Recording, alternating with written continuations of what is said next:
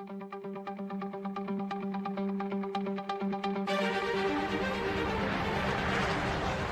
2015, the Denver Broncos blazed a trail to Super Bowl 50. Newton in the pocket. He's hit and sacked inside the 5. The ball is free. Touchdown, Denver. Von Miller with the sack. The Denver Broncos are world champions. They have just won Super Bowl 50. This one's for John. This one's for Pat.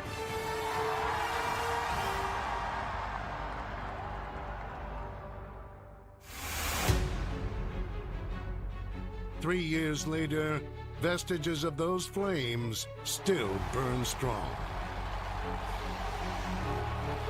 In 2018, the former champions were joined by a group of young stars. Goff runs right into a sack, and Chubb has got sack number 3. They run the stretch left side. Steps out of a tackle. Lindsey inside the 20, inside the 15, inside the 10. Touchdown, Denver. Stoking a new passion in the Mile High City. Home run ball. He's got Sutton there. Sutton goes up, makes the catch. Touchdown, Denver. A big one for the Broncos, and that's really what made the difference. However, the season was filled with trials. Keenum is going to be hit and sacked. And the Broncos finished a disappointing 6-10. The last play of the game for Denver. Intercepted. Now the men of orange and blue look to return to the standard set by Pro Football Hall of Fame owner Pat Bowlen. Look what he does to Munyer, the right guard. He just completely just lays him out. From the ground up.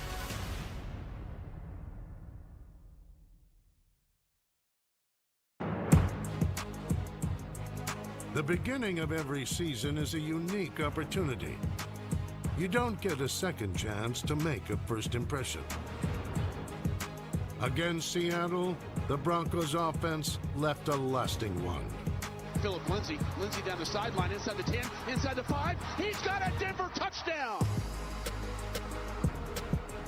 Case Keenum, wide open to Emmanuel Sanders. He's got the ball inside the 25, inside the 20. Steps out of a tackle, down the sideline, 10, 5, head, shoulders, into the end zone. Touchdown, Denver. Case Keenum had the magic touch. I'm not sure how that made it through the hands of a Seattle defender. Keenum's pinpoint passing helped Denver to its NFL best 7th straight opening day victory.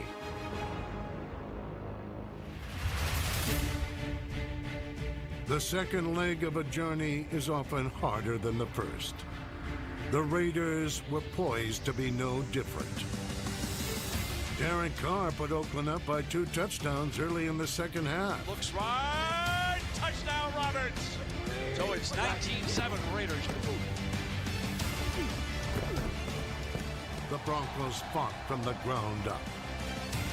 Keenum gives some ground in the pocket, floats one to wide open Emmanuel Sanders. Sanders makes the catch and is blasted inside the 25. Keenum, quarterback draw to the goal line. Touchdown, Denver! Case Keenum was like a groundhog. Down by 2 points. And with 18 seconds remaining, Case Keenum moved Denver's offense within scoring range. Patrick, he's on the loose. Patrick steps out of tackle to 30. Here we go. Out of bounds. 8 seconds to go. This will be an attempt of 36 yards. McManus has it up. It is good! This place is a madhouse. In improbable fashion, the Broncos back from the dead. Denver's fourth quarter comeback against Oakland marked the 6th consecutive 2-0 start to the regular season. Though resolve and success were high, challenges mounted ahead. The Denver Broncos were on pace to have a standout season, winning their first 2 games at home. However, their success was halted against Baltimore. Tuck back at the 37-yard line. Zadarius Smith drops the Broncos quarterback.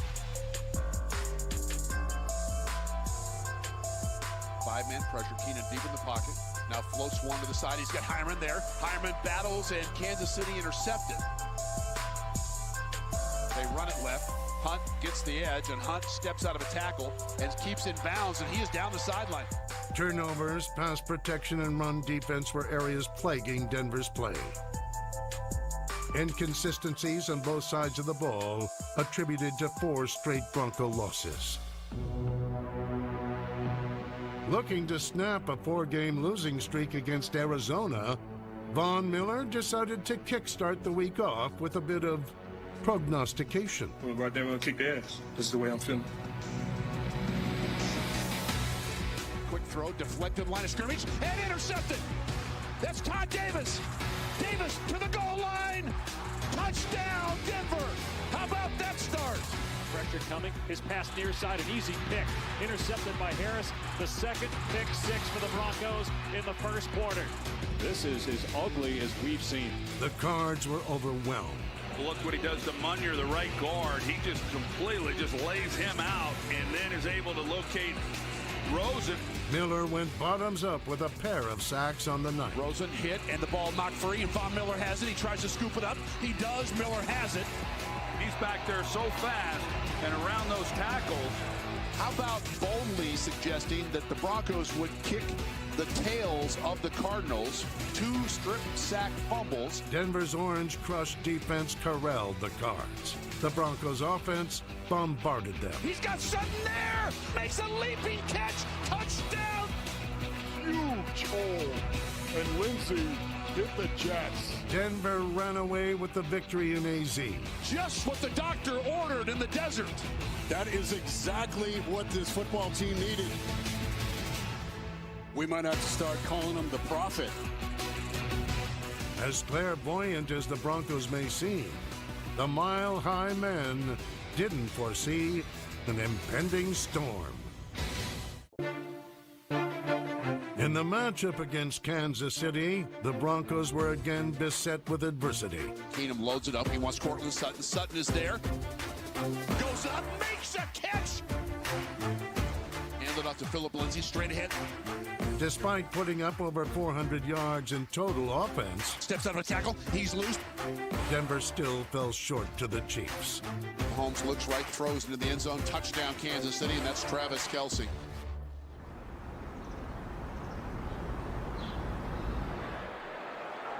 Denver's showdown against Houston was a mini homecoming.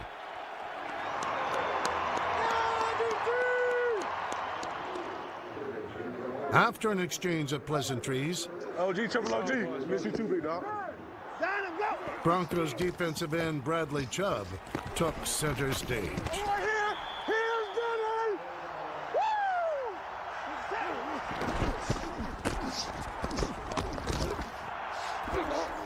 The Broncos front 4 limited Houston's rushing attack to 3 yards per carry. And notched 4 sacks. Here comes pressure, slips away from Bradley Chubb, but he cannot get away from Derek Wolfe. Watson will be hit, and down he goes. Now steps up into the pocket. He's grabbed and pulled down at the 19, and that is Bradley Chubb, the extraordinary rookie, his 8th sack of the season. I don't know about y'all, but all we really need is a field goal. Denver played one of its most complete games of the season.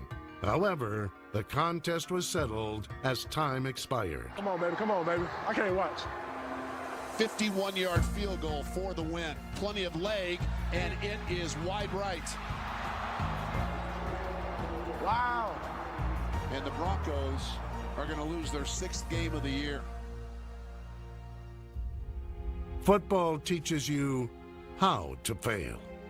For Denver, the lesson learned from being knocked down in their last 2 losses was just as clear as it had been all season. It's time to get back up. After a bye, Denver found themselves in a fistfight versus Los Angeles. Phillip Rivers and the Chargers offense came out swinging. What a grab as he tiptoes the right sideline. Goes to the back of the end zone. Touchdown, Rivers to Gates. Like Ali in his prime, Philip Lindsay tiptoed the ring. Tasmanian Devil running free, cutting to the outside. He's got blazing speed, and he's gone. Touchdown, Broncos. Rivers, quick throw, picked off, and headed down the sideline. Von Miller, chased by Travis Benjamin. Von Miller's haymaker in the second half put LA on the ropes. 3 seconds on the clock. Kick on the way. It is good! An unbelievable comeback victory for these Broncos.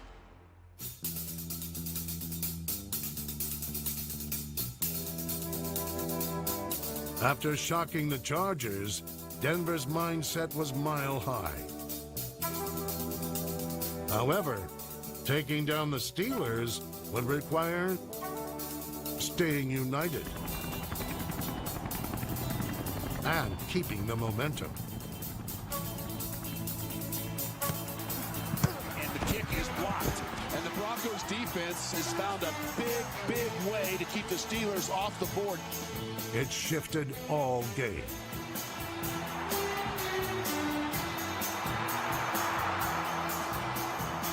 That is Juju, Luke Juju, a nearly 7-yard touchdown reception.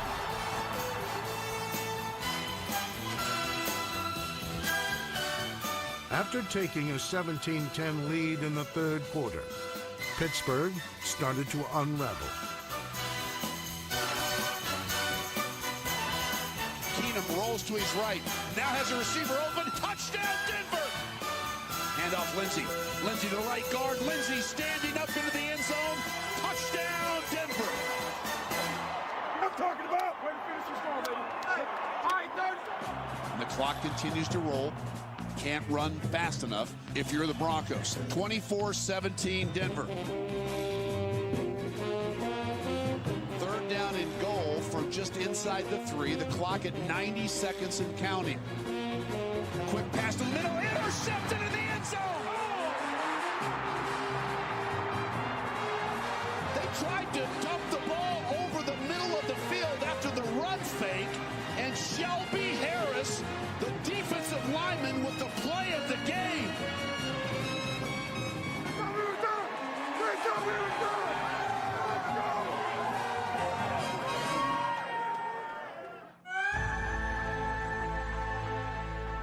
With the wind at their sails after Pittsburgh, the Broncos kept the pressure on against Cincinnati. Philip Lindsay was a blur, blowing past Bengal defenders at will. The longest play from scrimmage this year by the Broncos.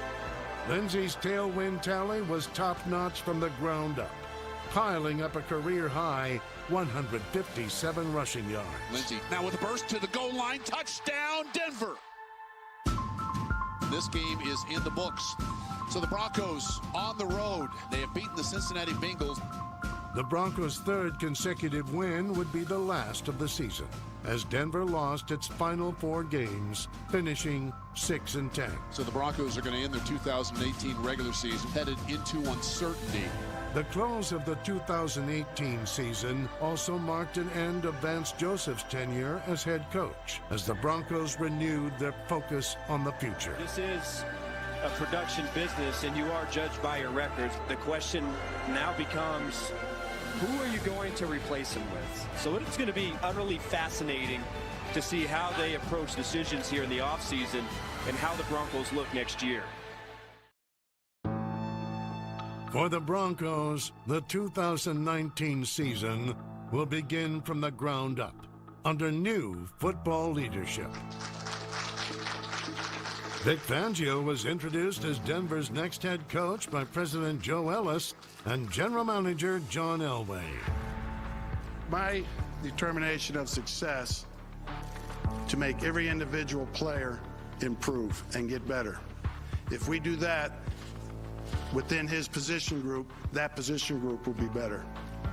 If we do that, that side of the ball, whether it be offense, special teams, or defense, will be better. And ultimately, we'll have a better team, which will lead to a better record, okay? So you got to start from the ground up. Fangio, a former defensive coordinator with Chicago, brings 32 seasons of NFL experience and leadership to the position.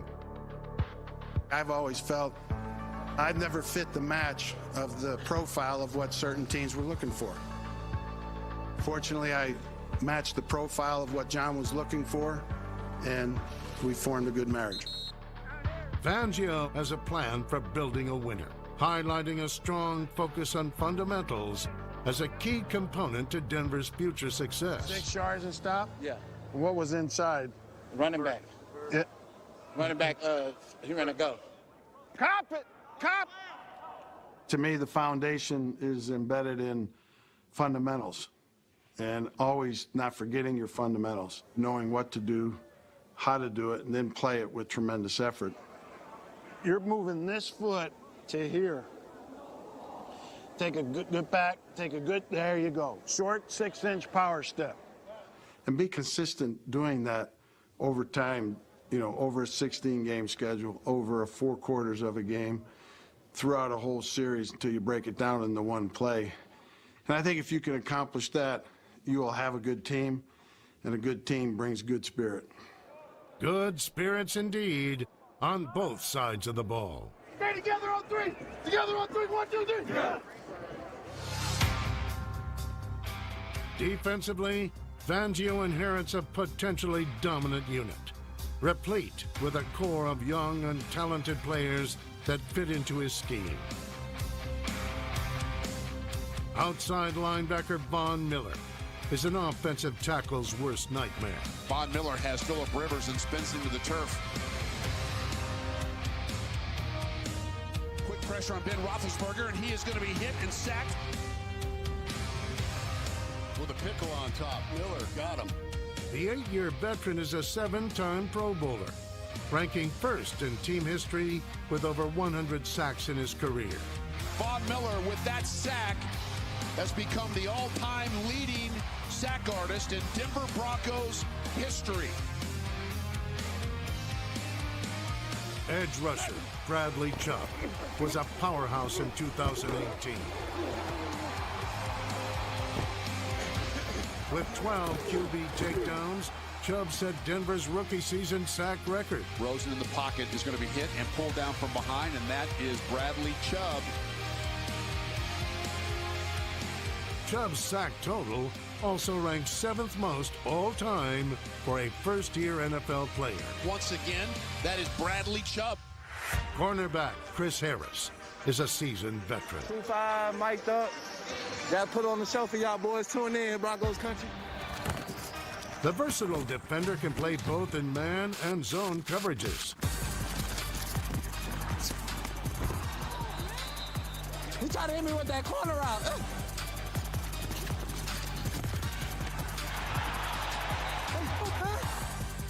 Harris is also noted as the only NFL defensive back with multiple interceptions in each of his last 7 seasons. Throws a crossing route and intercepted. Chris Harris Jr. Chris Harris Jr. with a big interception.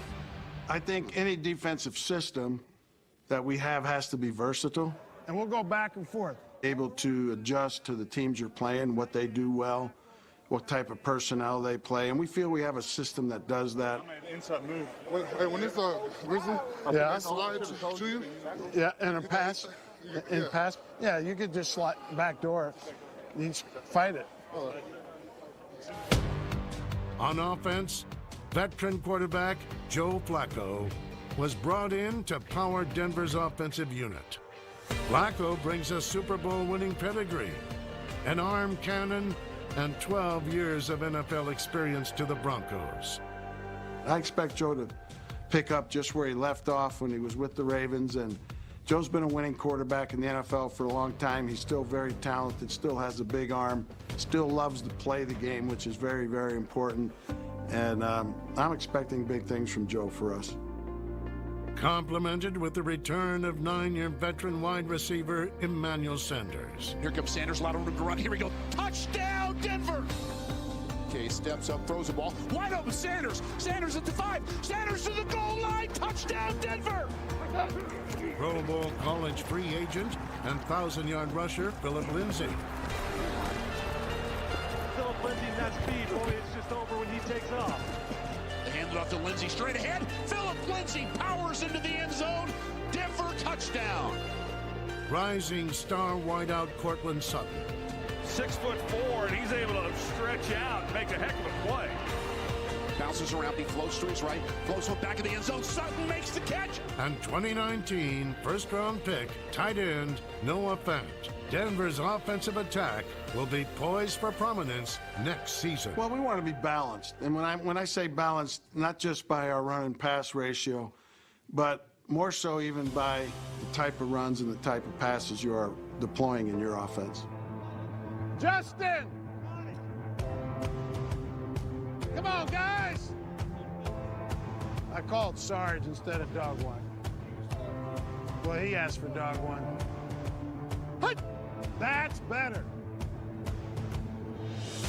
Remind yourself of that today a little bit. Yeah, just a little bit. You know, everybody starts training camp thinking about fundamentals and getting in shape, but we want to be thinking about fundamentals and maintaining our condition in week 16 and beyond. We're not going to cut any corners, okay? I'm a fundamental coach. I think the game of the NFL, everybody thinks has changed, but fundamentals is still what wins in this league. And I'm going to stress those. There will be no death by inches. So I think it's born in fundamentals, and that's what we're going to be all about.